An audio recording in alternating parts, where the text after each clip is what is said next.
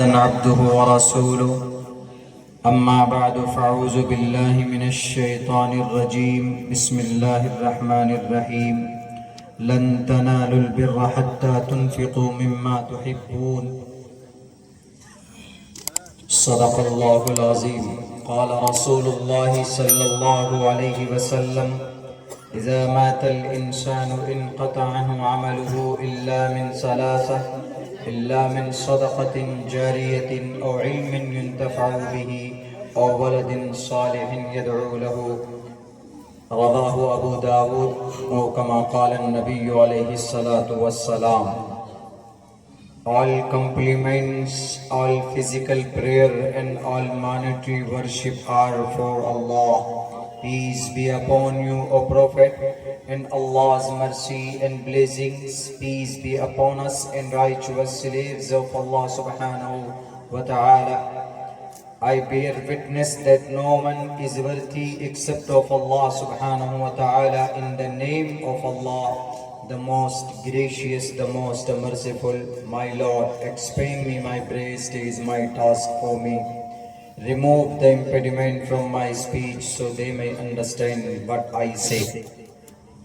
Trishadaso dashavarsa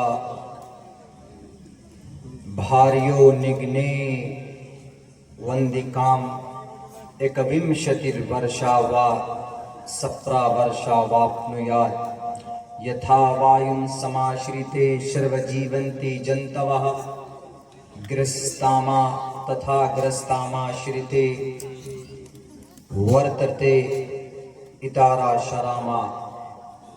ओम नमः भगवते वासुदेवाय विश्वेश्वरा आदि पुरुष अपरंपारा अल्लेख पुरुषा नमः. सदर मोहतरम गिराम क़द्र मुअज़्ज़ज़ उलमाए किराम और इस जलसे सीरतुन नबी के बैनर तले जमा होने वाले हमारे गयूर मुसलमानों, नौजवान साथियों, पर्दे में बैठकर अपने घरों में बैठकर इस जलसे को सुनने वाली हमारी माँ और बहनों, सीरतुन नबी के उन्वान पर यह जलसा है.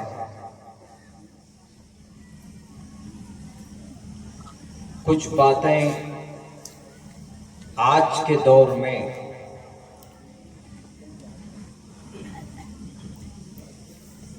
जबरदस्ती उसको बर्निंग इशू बनाया गया, सुलगते हुए मसाइल जिनको बोलते.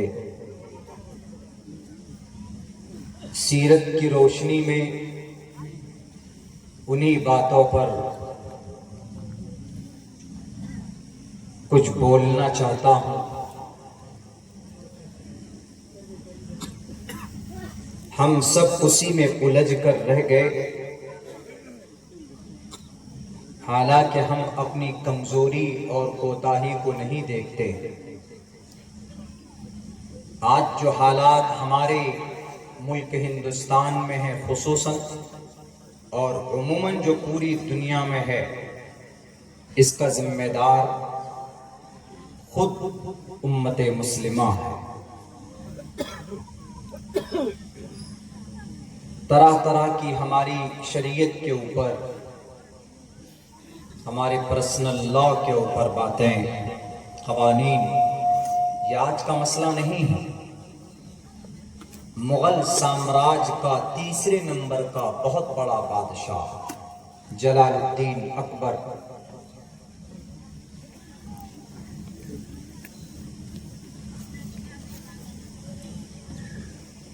बहुत बड़ा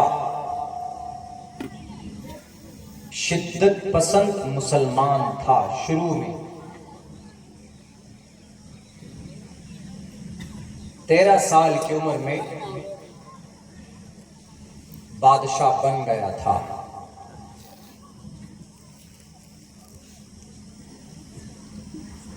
मगर कुछ सालों के बाद ये अकबर बादशाह, पूरा नाम जलालुद्दीन अकबर, ان کی لینگویج میں اس زمانے میں ان کو شہنشاہ اکبر بھی کہا جاتا تھا۔ نماز کا اتنا بڑا پابند تھا کہ اگر سفر میں کہیں چلتا تو باضابطہ طور پر ایک خیمہ لگایا جاتا تھا نماز پڑھنے کے لیے۔ ایک دو امام نہیں، 7 امام کو مقرر کیا تھا نماز پڑھانے کے لیے، اور اتنا بڑا حدیث کا طلبگار تھا کہ یہ خود اپنی سواری پر بیٹھ کر اپنے استاذ محترم شیخ عبد النبی کے گھر جایا کرتا تھا اور ان کی جوتیاں بھی سیدھی کرتا تھا۔ لیکن ایک وقت ایسا آیا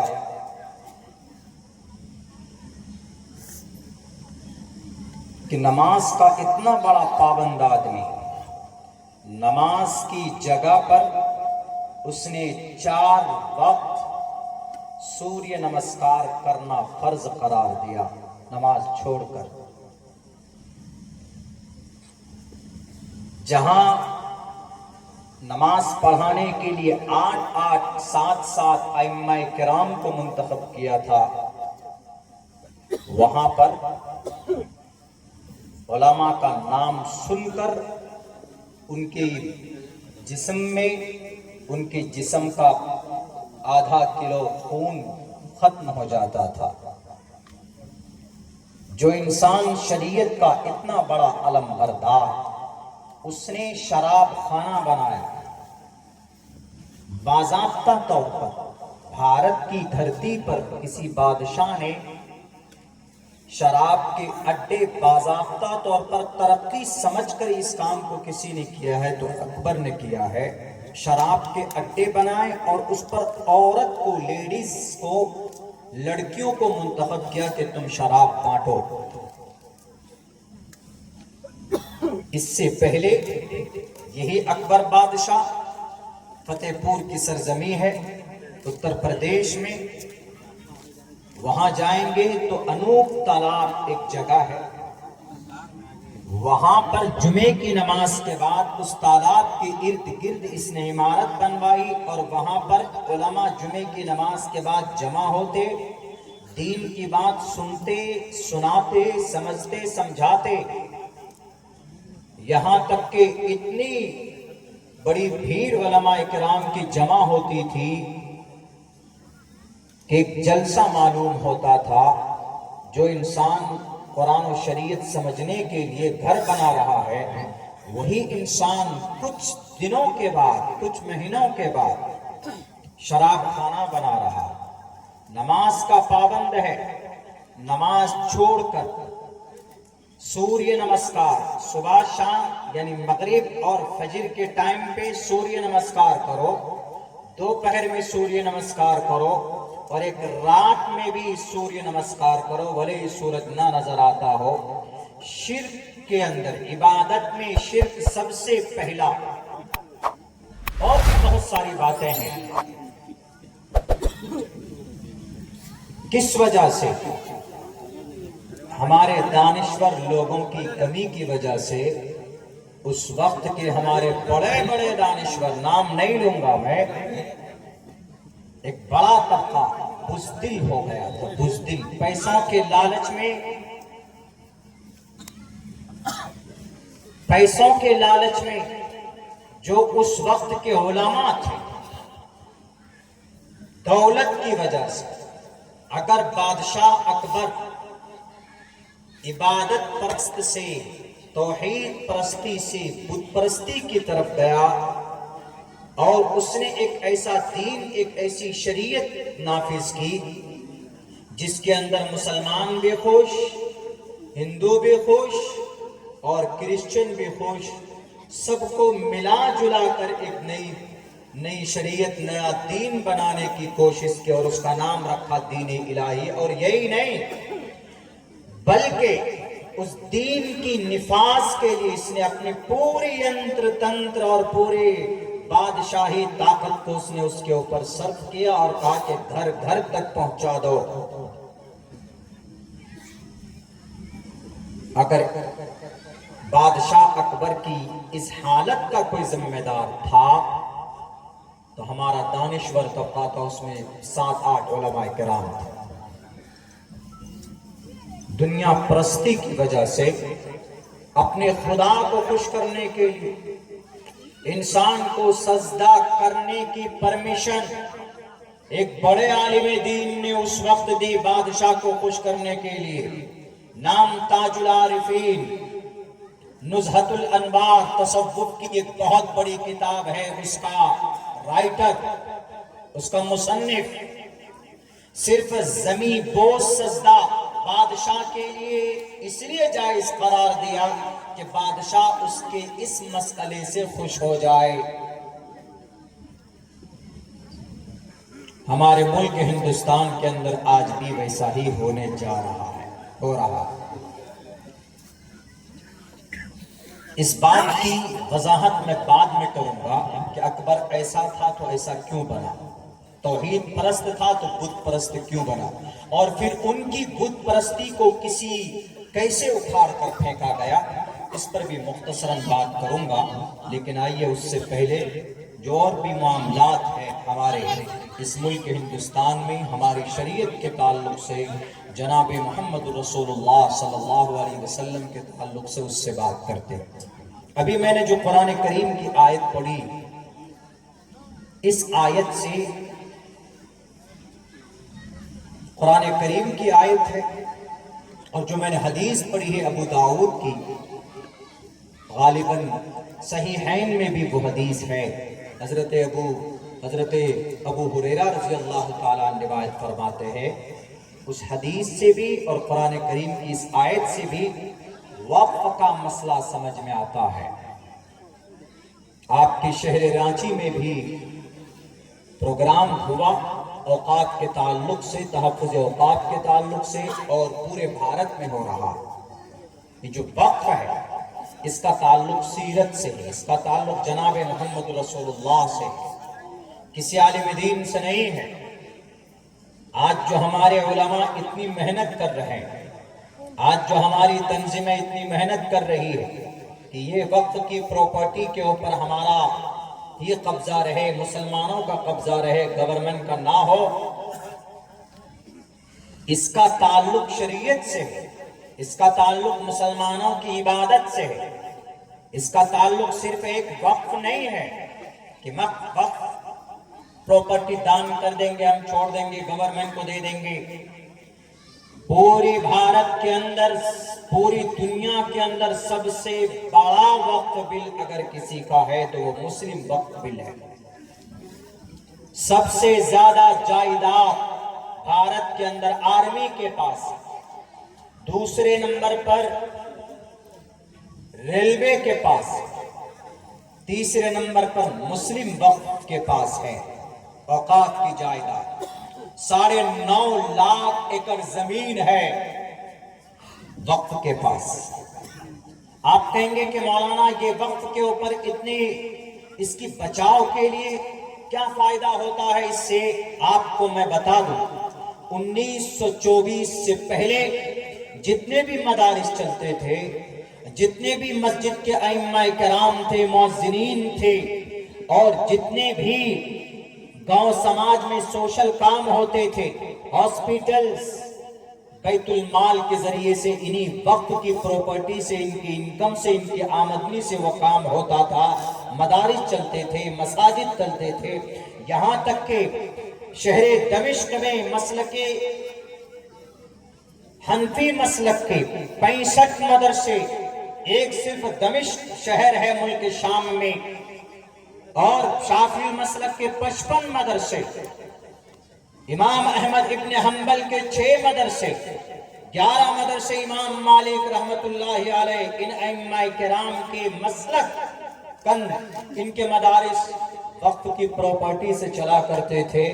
اگر آج بھی ہمارے بھارت کے اندر 9.5 لاکھ ایکڑ زمین، اگر ان کا صحیح استعمال ہو، ان پر جو چیئرمین بیٹھے ہیں، اگر وہ صحیح سے اپنی فراست سے، ایمانداری سے لوگ اگر کام کرتے، تو ہمارے مدارس کو چلانے کے لیے ہمارے علماء کرام جو رات و دن چندہ کرتے ہیں، دھوپ میں چلتے ہیں، رسید لے کر ادیوگ پتیوں کے دروازے کے باہر کھڑے ہوتے ہیں، ان کو کبھی بھی یہ چندہ کرنے کی نوبت نہ پڑے۔ اگر چاہیں تو ان اوقات کی پراپرٹی سے، ان کے آنے والی انکم اور آمدنی سے، جیسے نبی کے زمانے کے اندر میں ان کی آمدنی سے سوشل کام ہوتے تھے، رفاہی کام ہوتے تھے، اور خلفائے راشدین کے زمانے میں اس وقت جو دوسرے لوگوں کو وظیفہ دیا جاتا تھا، یہ اوقات کی پراپرٹی سے آنے والے منافع سے ان کو بیت المال وقت کی پراپرٹی کا ایک حصہ، ایک بینک کا نام تھا وہ بیت المال۔ اور 1924 کے بعد جیسے مسلمانوں نے اپنے ایمان کا سودا کیا، یہودیوں کے ہاتھ میں ترکی کی دھرتی کے اوپر اسلام کا جنازہ نکالا، اللہ کے نبی کے زمانے سے لے کر 1924 تک، یہ ان پورے 1400 سال 1300 سال کے اندر ہمیشہ کہیں نہ کہیں اسلامی حکومت رہی ہے، مسلمانوں کا اقتدار اس زمین پر رہا ہے۔ لیکن جیسے ہی یہ سلطان کمال پاشا آتا ترک یہودیوں سے اپنے ایمان کو سودا کیا، بیچ لیا، تب سے لے کر آج تک پچھلے 100 سال کے اندر یہ قوم ذلیل اور رسوا ہوئی ہے۔ انہیں مدرسہ چلانے میں بھی دقت پیش آ رہی ہے، مسجد میں امام کو تنخواہ دینے کے لیے چندہ کرنا پڑتا، امام صاحب بھی نہ ہو، مؤذن سے ہی کام چلانے کی کوشش کرتے ہیں، سماج کے گاؤں کی کوئی غریب بچی ہے اس کے لیے چندہ کیا جاتا ہے کہ اس کی شادی کے اندر میں کچھ ڈونیٹ کر دو، اور پھر اگر کوئی اور بڑا معاملہ، پیسے ہی نہیں ہے ہمارے پاس، نہ ہم اسکول بنا سکتے ہیں، نہ ہم مدرسہ بنا سکتے ہیں، نہ ہم کوچنگ سینٹر بنا سکتے ہیں، نہ ہم اپنی بچیوں کے لیے تعلیم کا کوئی معیاری ادارہ بنا سکتے ہیں۔ کون بنائے گا؟ وقت کی پراپرٹی سے بنایا جا سکتا۔ آپ کی پٹنہ کی، بہار کی راجدھانی پٹنہ کی دھرتی پر جو کانگریس پارٹی کی جو آفس ہے وہ وقت کی پراپرٹی پہ۔ میں بھی 2 دن پہلے ادگیر مہاراشٹر میں تھا، پروگرام تھا، وہاں پر تحفظ اوقاف پر بات کی تھی، تو ہم نے مہاراشٹر کی اوقاف کے اوپر ریسرچ کی تھی۔ وہاں 1 لاکھ ایکڑ زمین ہے، ان میں سے 70,000 ایکڑ زمین وہ غیروں کے قبضے میں ہے، صرف 30,000 ایکڑ زمین اوقاف کے پاس۔ 1990 سے لے کر سن 2002 تک 11,000 کروڑ روپے کی زمین وقف کی بیچی گئی ہے مہاراشٹر کے اندر، صرف ایک صوبہ، اور 30,000 جو زمین ہے وقف کے پاس۔ آپ کہیں گے کہ مولانا کیسے انکم، اس سے کیسے فائدہ قوم کو پہنچے کہ پیسہ کیسے آئے گا؟ 30,000 ایکڑ زمین پر جہاں جہاں پر صرف ٹاور لگے ہوئے ہیں نا مہاراشٹر میں ٹاور، ان ٹاوروں کا جو رینٹ ہے، ان کا جو کرایہ آتا ہے سالانہ، وہ 10 کروڑ روپے۔ بتائیے کتنی بڑی رقم ہے۔ لیکن ہم ہی ہوتے ہیں لٹیا ڈبونے والے، ہم ہی ہوتے ہیں۔ حیدرآباد شہر کے اندر جائیے، ہمارے پوروج نے بہت ساری بلڈنگیں وقف کی ہے۔ آج کے زمانے میں اس بلڈنگ کا کرایہ 25,000 روپے، اس کے ایک فلیٹ کا کرایہ، 1 BHK کا فلیٹ، 1 روم 1 ہال 1 کچن، 1 BHK کا فلیٹ بولتا۔ 2 BHK کا 2 بیڈ روم 1 ہال اور 1 کچن روم، اس میں اٹیچ باتھ روم ہونا، 2 BHK کا فلیٹ ہے۔ 3 BHK میں چلے جائیے، اسی طرح رینٹ بڑھتا جائے گا، کرایہ بڑھتا جائے گا، پتا کتنا کرایہ۔ 1 BHK کا فلیٹ آپ شہر حیدرآباد میں ڈھونڈیں گے، پوش علاقے میں، اچھا علاقے میں، تو آپ کو 15,000 روپے 20,000 روپے آپ کو کرایہ پہ مل سکتا۔ مان کے چلیے 10,000 روپے کرایہ ہے، لیکن وقت کی پراپرٹی ہے، 1 BHK کا فلیٹ دیا جا رہا ہے، اس سے کرایہ 10,000 آ بھی رہا، لیکن وقت کی رجسٹر میں کتنا کرایہ لکھا جا رہا ہے پتہ ہے آپ کو؟ 2500 روپے لکھا جا رہا ہے۔ اسی لیے اللہ نے مودی کو مسلط کیا۔ آج جو بل آ رہا ہے نا آپ کے اوپر، ہمارے اوپر جو قوانین آ رہے ہیں، اللہ کسی ظالم کو اسے مسلط نہیں کرتا۔ ہمارے اعمال بد کی وجہ سے اعمال کو سدھارنے کے لیے رب کبھی کبھی مسلط کر دیتا ان لوگوں کو۔ ایک آدمی سوال کیا، 5 مہاراج بیٹھے تھے، 5 مہاراج اس پروگرام میں۔ انہوں نے کہا کہ مولانا ہمارے ہمارے احمد نگر مہاراشٹر میں ایک رام گری مہاراج ہے، انہوں نے آپ علیہ السلام کے بارے میں ٹپڑی کی، صرف آپ یہ بتا دیجئے کہ یہ ہے یا نہیں ہے۔ رام گری مہاراج نے کیا کہا نبی کے بارے میں کہ جن کے نبی 6 سال کی بچی سے نکاح کرتا ہو، جن کا گرو ایسا تو ان کے ماننے والے کیسے؟ اہانت، ذلت، رسوائی ان کی باتوں سے چھلک رہی تھی۔ ان سے جب پوچھا گیا کہ آپ نے ایسا کیوں کیا جی، کیوں کہا؟ انہوں نے کہا کہ ہم نے ہسٹری کے آدھار پر کہا ہے۔ 18 تاریخ کو شاید ڈیبیٹ بھی تھا، ہم کو بھی لاسٹ ٹائم پہ میسج آیا کہ آپ کو اس ڈیبیٹ میں جانا، ہم نے کہا کہ جانا مت، 2 منتر لکھ کر میں نے دیا اس کو، 2 منتر، ایک مہابھارت کا ایک منسمرتی کا۔ ہم نے کہا کہ اس کے اوپر بات کیجئے گا۔ تری شدشو دش ورشا بھارگو نگنے ایکومشتی ورشا وا سپرا ورشا واپنویات۔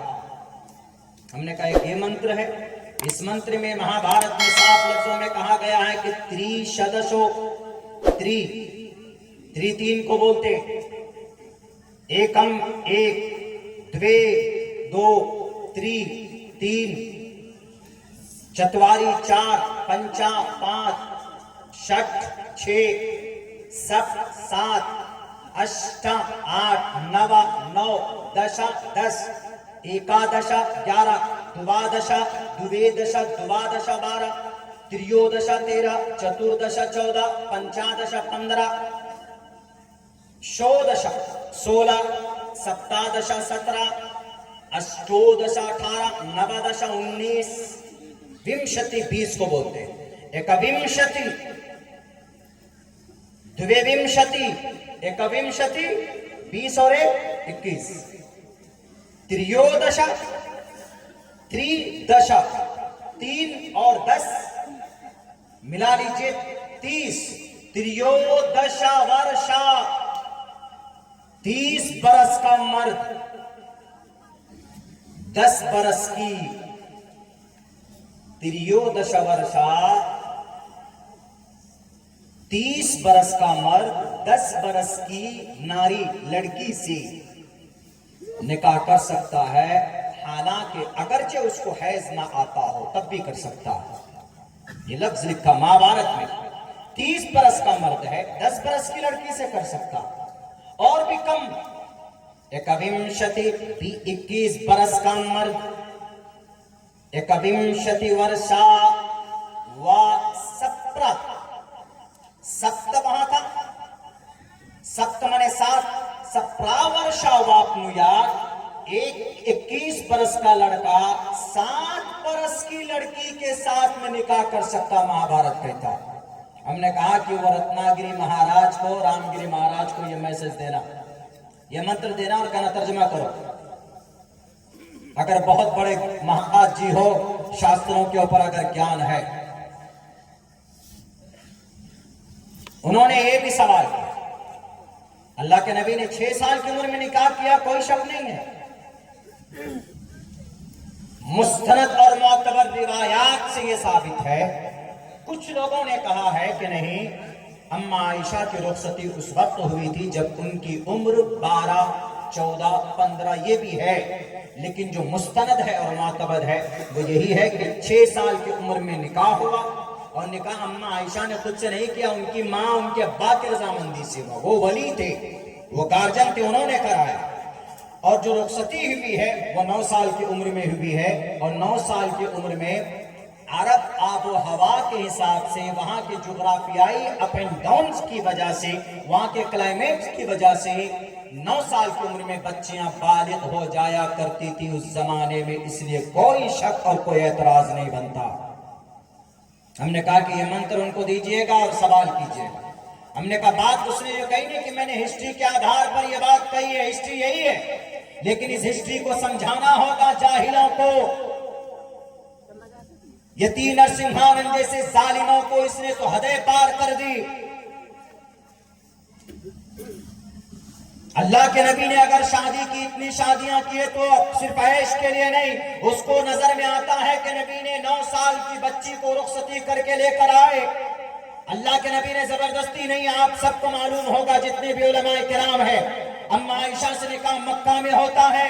مدینہ المنورہ میں ہجرت کے بعد حضرت ابو بکر صدیق پہنچتے ہیں کہ اللہ کے نبی آپ اپنی بیوی کو گھر کیوں نہیں لاتے؟ ابو بکر صدیق کہتے ہیں اما عائشہ کے والد محترم، اللہ کے نبی نے کہا کہ اے ابو بکر میرے پاس مہر کے پیسے نہیں ہے دینے کے لیے. 400 درہم مقرر کیے گئے تھے اس وقت میں. اللہ کے نبی علیہ السلام نے کہا کہ میرے پاس مہر کے پیسے نہیں ہیں، اس لیے میں نہیں لا سکتا ابھی. ابو بکر صدیق نے 500 درہم دیے کہ یہ لو اپنی بیوی کو مہر دو اور لے کر آ. تب اللہ کے نبی علیہ السلام نے انصاری عورت کو بھیجا. بعد میں آپ گئے اور پھر آپ نے 400 درہم مہر ادا کرنے کے بعد اما عائشہ صدیقہ رضی اللہ تعالیٰ عنہا کو لے کر آئے. ظالم آدمی. اما عائشہ کی زندگی دکھتی ہے کہ 9 سال کی عمر میں رخصتی کرائی. اسی نبی کی 25 سال کی بھری جوانی میں ایک 40 سال کی عمر دراز عورت سے 25 سال تک پوری جوانی بتا دیتا ہے. تمہیں یہ نظر نہیں آتا؟ صرف ڈھونڈ کر نکالو. ایک ایشو چاہیے، لیکن اس کا بھی سمادھان کیا ہے، انہی کی گرنتھ کے اندر کیا ہے. اگر آپ علیہ السلام کے بارے میں یہ بات کرو گے تو پھر کیا رائے ہے مہا بھارت کے بارے میں؟ تریشدشو دش ورشا دشا ورشا. تریشدشو 30 سال کا مرد، دش ورشا ورش سنسکرت میں برس کو بولتے ہیں، سال کو بولتے ہیں. دش ورشا 10 سال کی لڑکی سے 30 برس کا مرد نکاح کر سکتا ہے. اور اگر کوئی 21 برس کا مرد ہو تو وہ 7 سال کی بچی سے نکاح کر سکتا ہے.